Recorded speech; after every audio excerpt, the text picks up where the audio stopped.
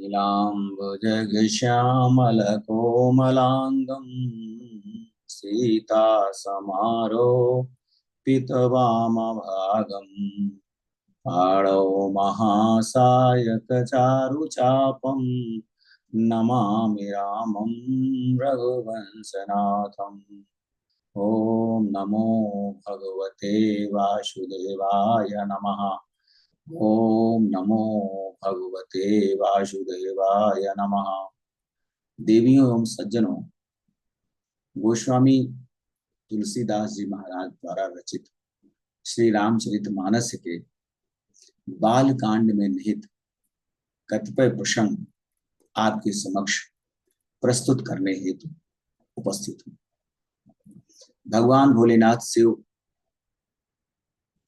जो इस संसार में इस सृष्टि के विनाश के कारक हैं, अवधादानी हैं, आशुतोष हैं, सहज ही प्रसन्न होने वाले हैं, देवाधिदेव हैं, महादेव हैं।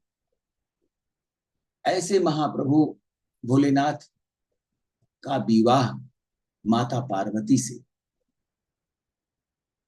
सुनिश्चित है। पूर्व जन्म में सती के रूप में शरीर त्याग करने वाली और पुनर्जन्म में माता पार्वती के स्वरूप में हिमराज की कन्या की परीक्षा लेने हेतु भगवान भोलेनाथ सप्तर्षियों को भेजते हैं। सप्तर्षि उनकी हर प्रकार से परीक्षा लेते हैं और भगवान भोलेनाथ के प्रति उनकी अडिग निष्ठा, उनका स्नेह सप्तर्षियों को प्रभावित करता है। सप्तर्षि कहते हैं, तुम माया भगवान शिव सकल जगत पितुमात, नाई चरण सिर मुनि चले, पुनि पुनि हर सतगातु। सप्तर्षि बोले, हे पार्वती, आप माया हैं और भगवान भोलेनाथ भगवान हैं। आप दोनों इस संसार के माता पिता हैं। ऐसा कहकर मुनि सप्तर्षि पार्वती के चरणों में सिर नवाकर चले गए। उनके शरीर बार बार पुलकित हो रहे थे। जाई मुनि नहीं ममंतु पठाए, कर बिनती गिरजहि ले आए। जाई मुनि नहीं ममंतु पठाए, कर बिनती गिरजहि गृह लाए। बहुरी सप्त रसी शिव पहि जाई, कथा उमा के सकल सुनाई। सप्तर्षियों ने जाकर हिमवान को पार्वती के पास भेजा और वह विनती करके उनको घर ले आए। फिर सप्तर्षियों ने भगवान भोलेनाथ के पास जाकर उनको पार्वती जी का सारा वृत्तांत सुनाया। भय मगन शिव सुनत सनेहा, हरसि सप्त ऋषि गवने गेहा। मनुथिर करी तब शंभु सुजाना, लगे करन रघुनायक ध्याना। पार्वती जी का अपार प्रेम सुनकर शिव जी आनंद मग्न हो गए। सप्तर्षि प्रसन्न होकर अपने घर ब्रह्मलोक को चले गए। तब परम ज्ञानी भगवान भोलेनाथ मन को स्थिर करके श्री रघुनाथ जी का ध्यान करने लगे।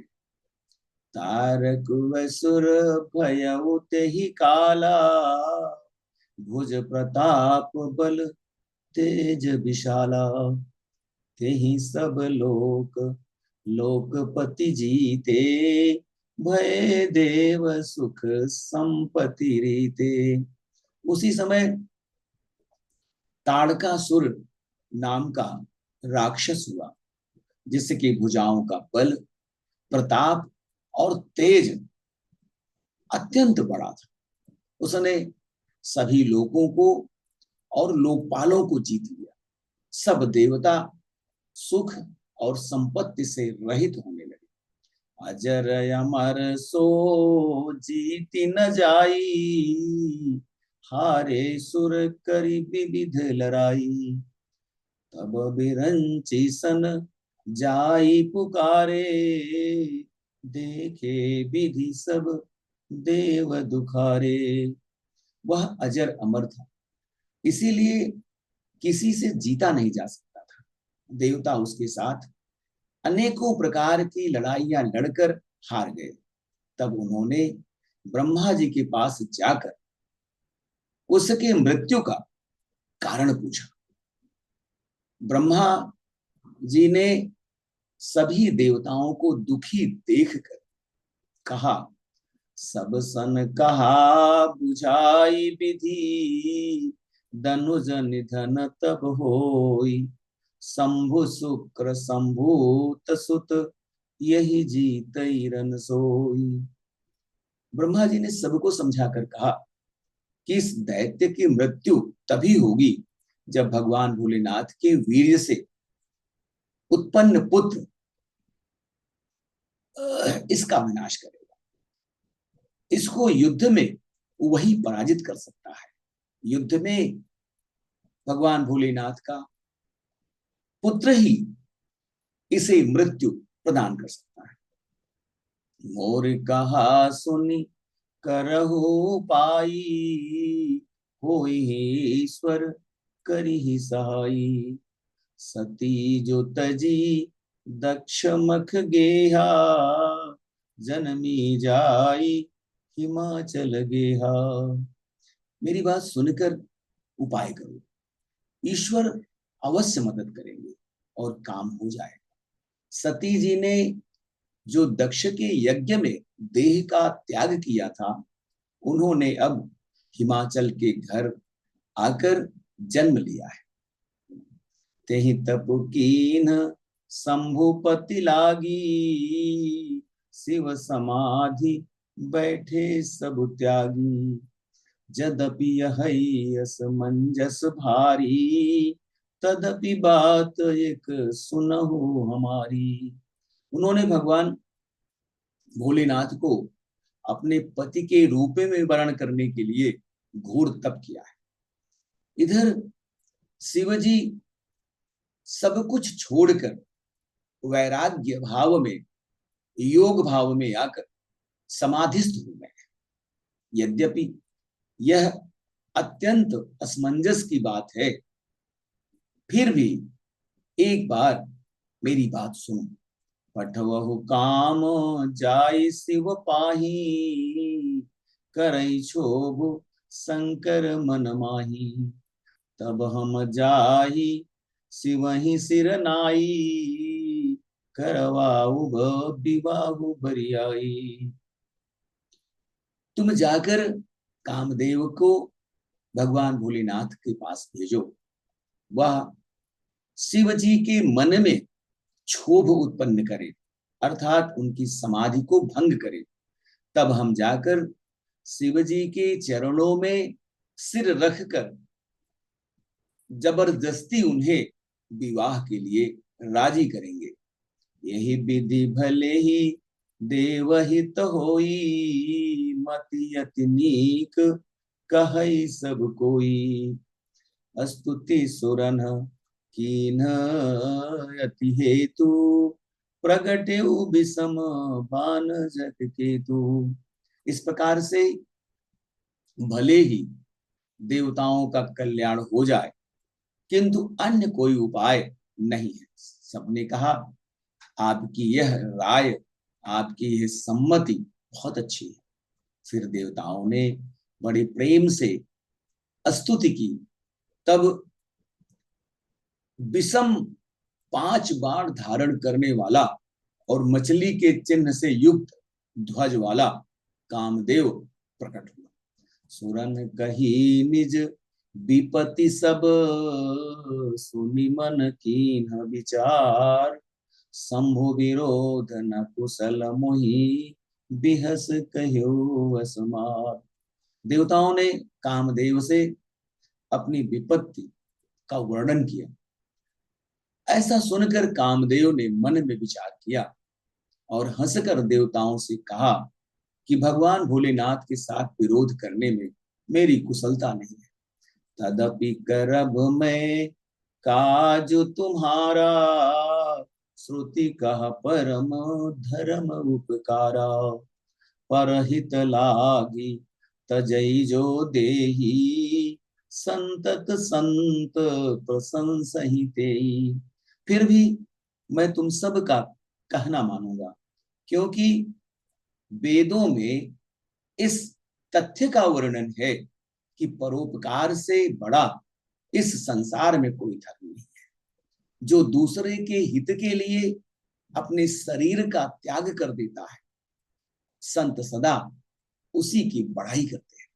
अस कही चले सब ही सिरुनाई, सुमन धरुष कर सहित सहाई। चलत मार यस हृदय विचारा, शिव विरोध ध्रुव मरनु हमारा। ऐसा कहकर और सबको सिर नवाकर कामदेव अपने पुष्प के धनुष को हाथ में लेकर वसंत इत्यादि कामोत्तेजक सहायकों के साथ चल पड़ा। चलते समय कामदेव ने अपने हृदय में ऐसा विचार किया कि शिव जी के साथ विरोध करने से मेरा मरण सुनिश्चित है। तब आपन प्रभाव विस्तारा, निज बस कीन्ह सकल संसारा। हो जब ही बारी चर के तू, छन महु मिटे सकल श्रुति से तू। तब उसने अपना प्रभाव फैलाया और समस्त संसार को अपने वश में कर लिया। जिस समय उस मछली के चिन्ह की ध्वजा वाले कामदेव ने कोप किया, क्रोधित हुआ, उस समय क्षण भर में ही वेदों की सारी मर्यादा टूट गई। संपूर्ण विश्व में काम का प्रभाव व्याप्त हो गया। ब्रह्मचर्य व्रत संयम नाना, धीरज धर्म ज्ञान विज्ञाना। सदाचार जप जोग विरागा, सभय विवेक कटक सब भागा। ब्रह्मचर्य नियम, नाना प्रकार के संयम, धैर्य, धर्म, ज्ञान और विज्ञान, सदाचार, जप, योग, वैराग्य इत्यादि विवेक की सारी सेना डर कर भाग गई। संपूर्ण संसार के प्राणियों से काम का प्रभाव होने के कारण सारी नैतिकता, सारे आचरण विलीन हो गए। भाग्यो विवेक सहाय सहित स्वसुभट संजुग महिमुरे। सद ग्रंथ पर्वत कंतरनि महु जाई, तेहि अवसर दुरे। उनिहार का करतार को रखवार, जग खर भरु परा। दुई मात के ही रतिनाथ, जही कहूँ कोपी कर धनु सरुधरा। विवेक, ज्ञान, बुद्धि अपने सहायकों सहित भाग गया। उसके योद्धा रणभूमि से पीठ दिखा गए। अर्थात समस्त प्राणियों में ज्ञान और विवेक स्वतः नष्ट हो गया। उस समय वह सभी सदग्रंथ रूपी पर्वत की कंदराओं में जा चुके। अर्थात ज्ञान, वैराग्य, संयम, नियम, सदाचार इत्यादि ग्रंथों में ही लिखे रह गए। उनका आचरण छूट गया। मनुष्य पर उनका प्रभाव विलुप्त हो गया। संपूर्ण विश्व में खलबली मच गई और सभी कहने लगे, हे विधाता, अब क्या होने वाला है। हमारी रक्षा कौन करेगा? ऐसा दो सिर वाला कौन है जिसके लिए रति के पति कामदेव ने कोप करके हाथ में धनुष और बाण उठाया है? भगवान भोलेनाथ आदि देव हैं, परम योगी हैं, वीतरागी हैं। काम का प्रभाव उन पर व्याप्त नहीं हो सकता है।